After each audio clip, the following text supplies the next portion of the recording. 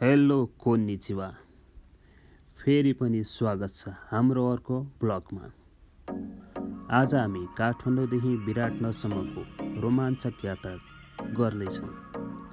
यो यात्रा काठमाडौँको सातो बाटोबाट सुरु भएको कान्ति लोकमार्ग हुँदै हेटौँडा हुँदै बिपी राजमार्ग पार गर्दै मदन भण्डारी राजमार्ग अनि पूर्व पश्चिम महेन्द्र राजमार्ग छुँदै अघि बढ्नेछ।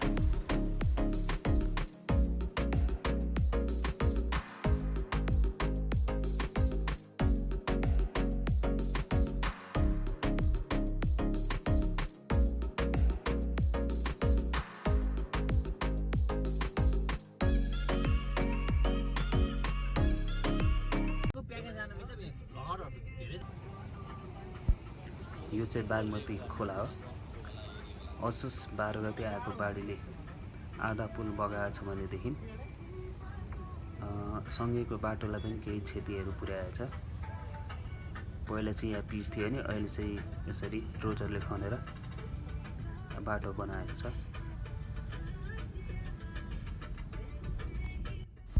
यो बागमती खोलाले चाहिँ ललितपुर र मकवानपुर जिल्ला छुट्याएको छ।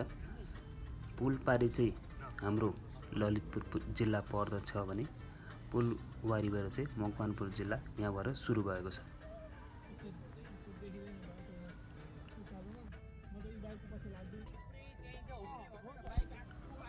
अहिले चाहिँ हामी कान्ति लोकपथमा छौँ।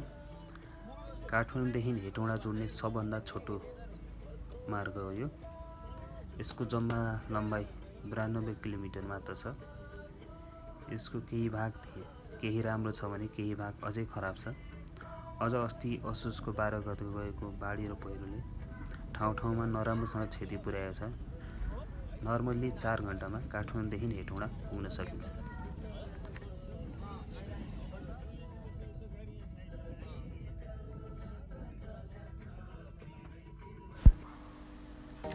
यो कान्ति लोकमार्गमा ठुला ठुला पहाडहरू छन्। बाटो कम्प्लिटली राम्रो नभएकाले गाडीहरू कम मात्रै चल्ने गर्दछ। बाटोमा यस्ता राम्रा दृश्यहरू हेर्दै हामी नि अगाडि बढ्दै गयौँ।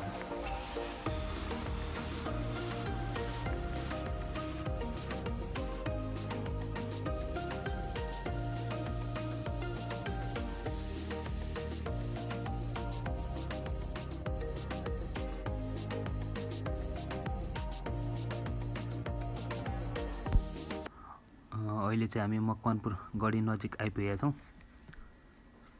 बाटो लामो भएर एकछिन खाजा खाउँ भनेर यहाँनिर बसिरहेको छौँ। यो माथिबाट चाहिँ मकवानपुर गढीतिर जान्छ।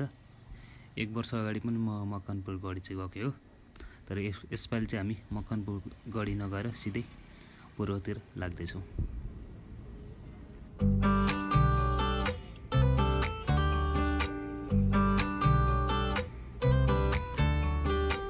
मकवानपुर गढी पछि अहिले चाहिँ हामी यहाँ तराईको फेदतिर आइपुगेका छौँ।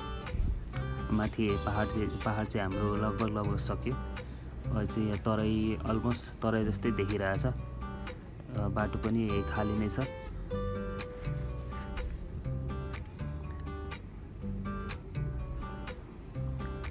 बाटोमा गाडीको चाप चाहिँ कमै छ।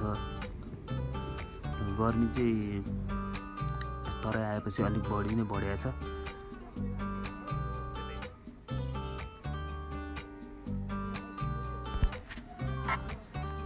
अब चाहिँ हामी लेफ्ट हुँदै सिन्धुलीतिर लाग्दैछौँ।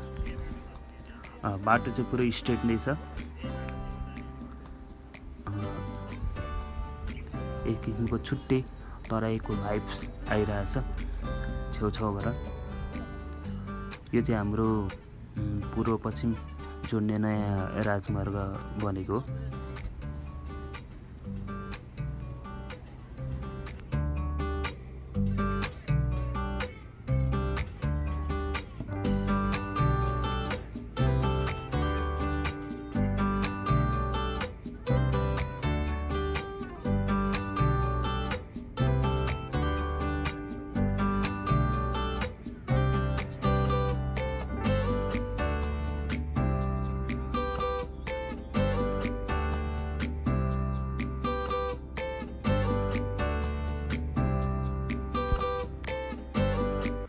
अहिले चाहिँ हामी आरामको लागि केही छिन गाडीलाई साइडमा लाएर बसिरहेछौँ।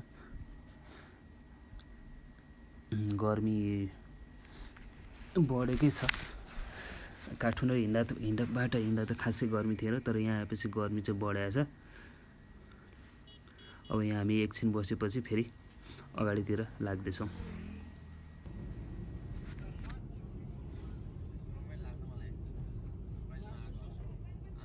फाइनल्ली अहिले हामी सिन्धुली बजार आइपुगेका छौँ। यो चाहिँ हाम्रो सिन्धुलीको भित्री बजार हो। अलमोस्ट 2 घन्टा 2.5 घन्टा जतिको यात्रापछि अहिले हामी सिन्धुलीको भित्री बजारबाट अगाडि बढिरहेछौँ। यता राइटतिर देखिएको चाहिँ यो सिन्धुलीको बस पार्क। अब यहाँबाट चाहिँ हामी फेरि हाइवे निस्किन्छौँ। त्यसपछि हामी फेरि नयाँ हाइवे हुँदै अगाडि बढ्दैछौँ। हामी यहाँबाट चाहिँ अब हाइवे निस्क्यौँ।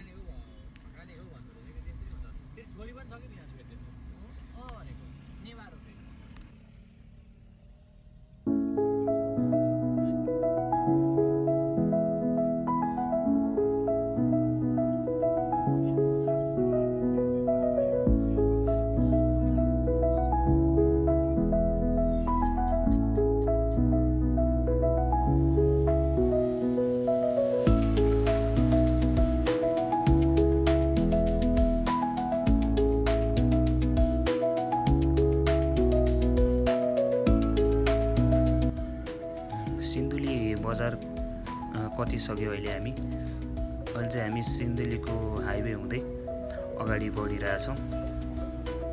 यो हाइवे अगाडि गएपछि हामी धिमाननिर पुग्छौँ र धिमानबाट लेफ्ट साइड हुँदै हामी फेरि अगाडि बढ्दैछौँ। अहिले चाहिँ हामी यो धिमानबाट लेफ्टतिर मोडिएर मदन भण्डारी राजमार्ग हुँदै अगाडि बढ्दैछौँ। अब चाहिँ हामी यो चाहिँ भर्खरै कम्प्लिट भएको राजमार्ग हो। यति बेला चाहिँ हामी कटारी आइपुगेका छौँ।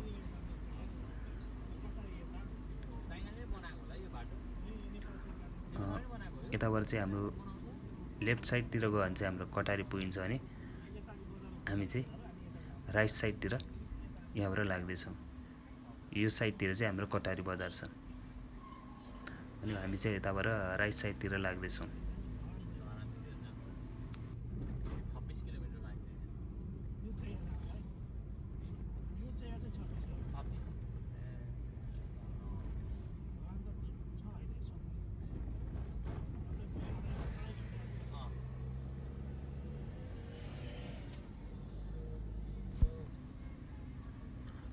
यात्रा क्रममा अहिले हामी गाईघाट बजार आइपुगेका छौँ। पहिला यो बजार त्यति धेरै थिएन भनेदेखि अहिले चाहिँ मदन भण्डारी राजमार्ग भएपछि यो बजार पनि विस्तार भएको छ।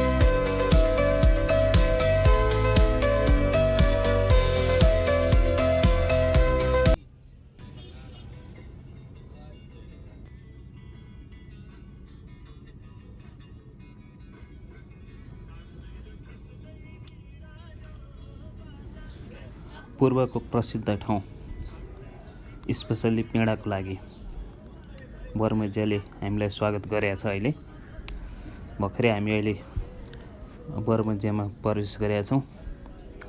यो चाहिँ अलमोस्ट 3-4 किलोमिटरसम्म चाहिँ यस्तो यो पेडाको पसलहरू चाहिँ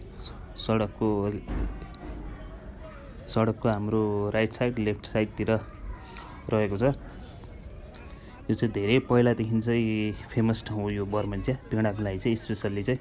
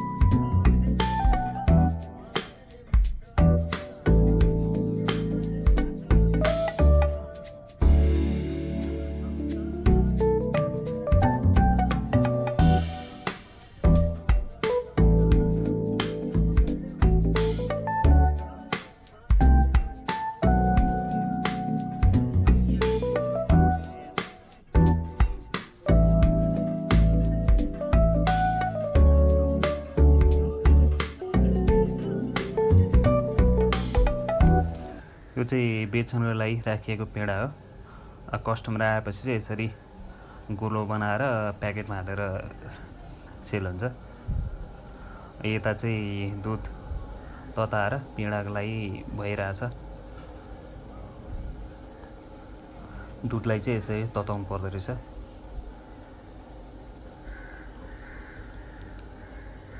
त्यसरी यता पनि छ। अनि यो चाहिँ शालिक चाहिँ ओरिजिनल पेडा पसलमा चाहिँ यसरी शालिक राखिएको छ भनेदेखि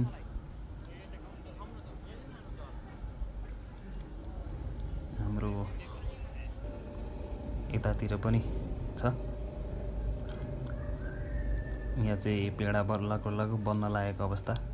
यता चाहिँ काम गर्नेहरूले यहाँ पनि दुधै तताइरहेछन् र यसै भएर चाहिँ धेरै तताइसकेपछि पेडाको लागि तयार हुन्छ।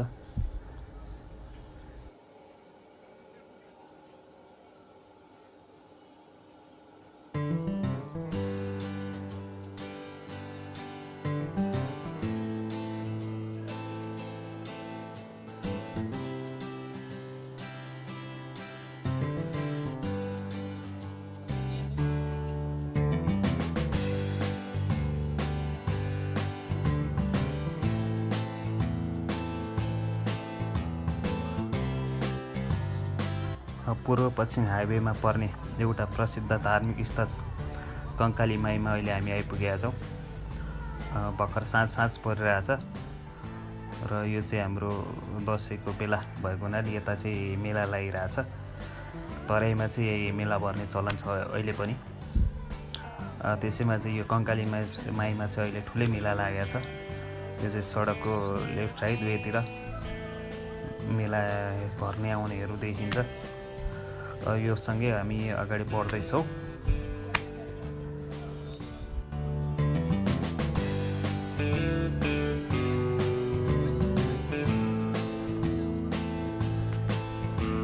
सातवटा कोसीले मिलेको सप्तकोशी नदीमा आइपुगेका छौँ। यो चाहिँ नेपाल इन्डिया सिमानामा पर्छ। यो सप्तकोशी नदीमा चाहिँ 56वटा ढोका रहेको छ भने यसको चाहिँ सम्पूर्ण काम चाहिँ इन्डियाले नै गर्छ। यसको रेखदेख गर्नेदेखि लिएर कहिले खुल्ने कहिले बन्द गर्ने सबै काम चाहिँ यो इन्डियाले नै गरिरहेछ। यसले चाहिँ हाम्रो यता सप्तरी जिल्ला र सुनसरी जिल्ला पनि छुट्याउँछ यही पुलबाट। पुल पारी चाहिँ हाम्रो इनरुवा सुनसरी सुरु हुन्छ भनेदेखि चाहिँ यता पारी चाहिँ हाम्रो सप्तरी जिल्ला रहेको छ। यो हाम्रो पुल पनि धेरै पुरानो भइसकेको छ। यसको त डेट एक्सपायर भइसकेको छ। सम्झौता अनुसार त इन्डियाले बनाउनु पर्ने हो।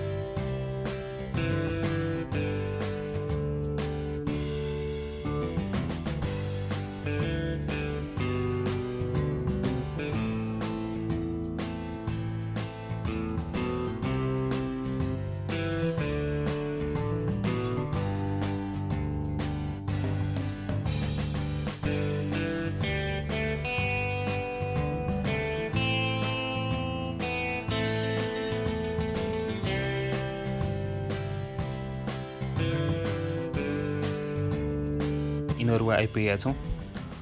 सुनसरी जिल्लाको सदरमुकाम। जति पनि सरकारी कामहरू छ यही इनरुवाबाट हुने गर्दछ।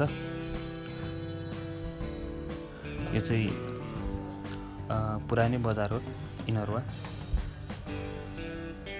अहिले चाहिँ हामी इनरुवाको भित्री गल्लीतिर छौँ।